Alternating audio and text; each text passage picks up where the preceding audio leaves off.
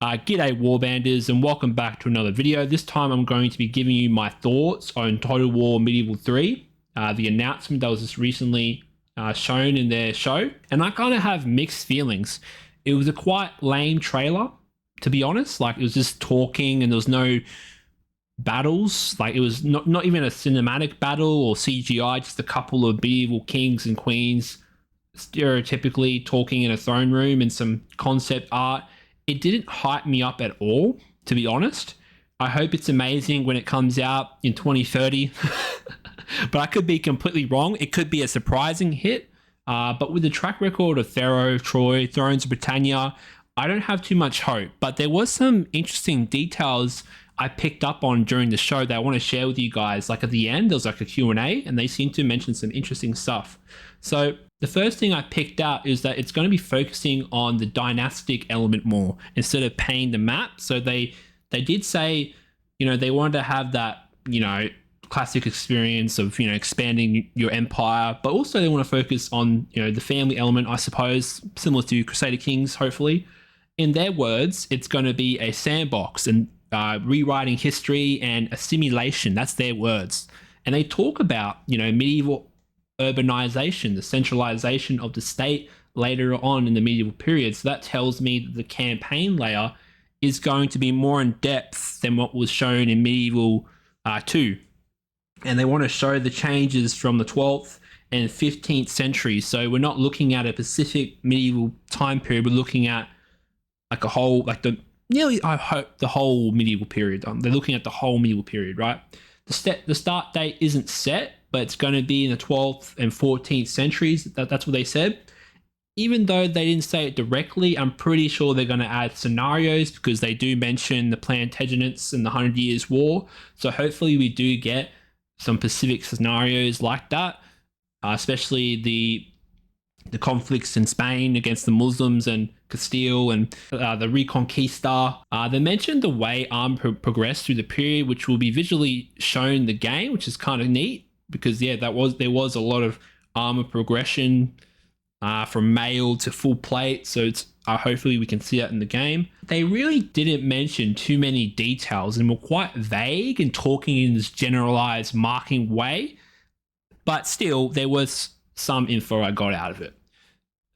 Specifically, they have a guy who's working on the game who has a history background, which is a good sign. We get too many developers who make games who are not interested in the period at all, and that leads to a pretty trash game. And hopefully, what this guy's saying in the talk is, he's actually passionate. So that's a good sign. It's even funny because one of the guys said he was heartbroken that the Byzantine Empire fell. So there probably is some passion there. Hopefully, there's also a new engine that they're working on, which should help with all the problems that we have with the Warscape engine. They have the new engine is called Warcore. So hopefully finally we're going to get a revolution in the Total War games and hopefully a return to form, because there are some problems with the Warscape engine, especially with melee combat. Just certain elements just don't work, right?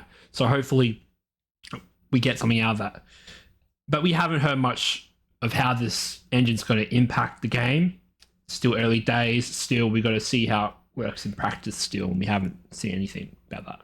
But another important thing that I picked up on is that standing armies are possibly gone. They mentioned that, they didn't really like how, it was shown in Medieval 2, like how you just raise an army pretty simply, and they're possibly going to go the more historical route of levies and oaths of fealty, that sort of thing. So it's not going to be as simple as just clicking a button and just recruiting troops. So that's what that they sort of alluded to with like mentioning that there was no standing armies in the medieval period.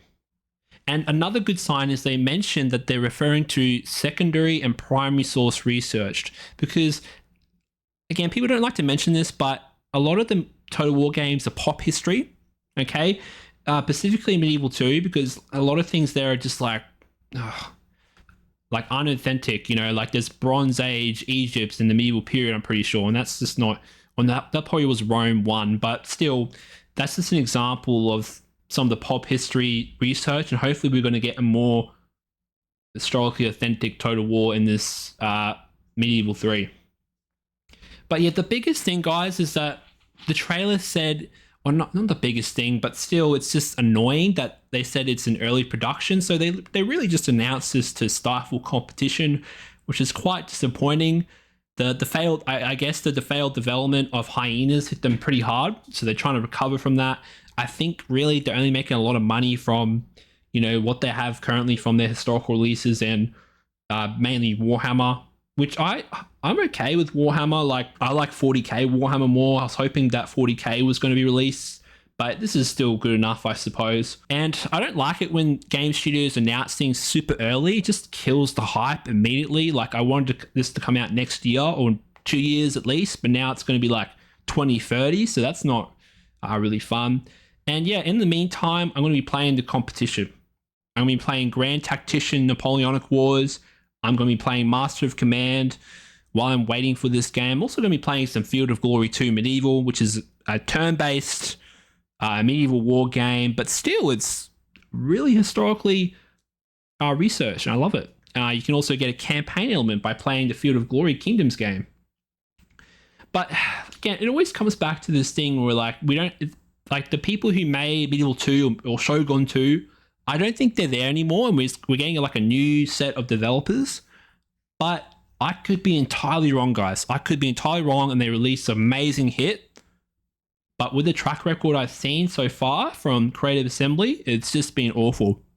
Absolutely awful.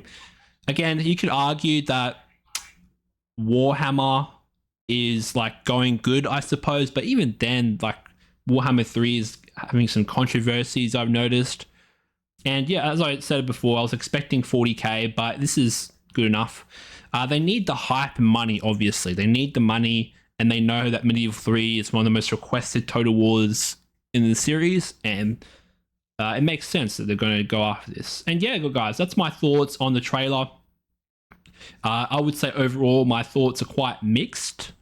I wouldn't say I'm overly negative, because I was overly negative in the beginning, where I was looking at the trailer, which was quite boring to watch. And then when I got into the Q&A, it actually piqued my interest way more, because I started, you know, talking about things that were actually substantial.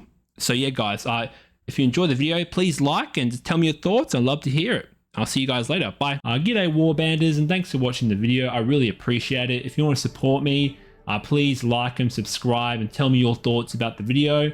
It pushes my video more into the algorithm, which is what I want, and also how you can help me the most. But if you're more inclined, you can support me through my Buy Me a Coffee link in my channel description, or by signing up for a YouTube membership where I give out custom emojis and early access to videos I'm making.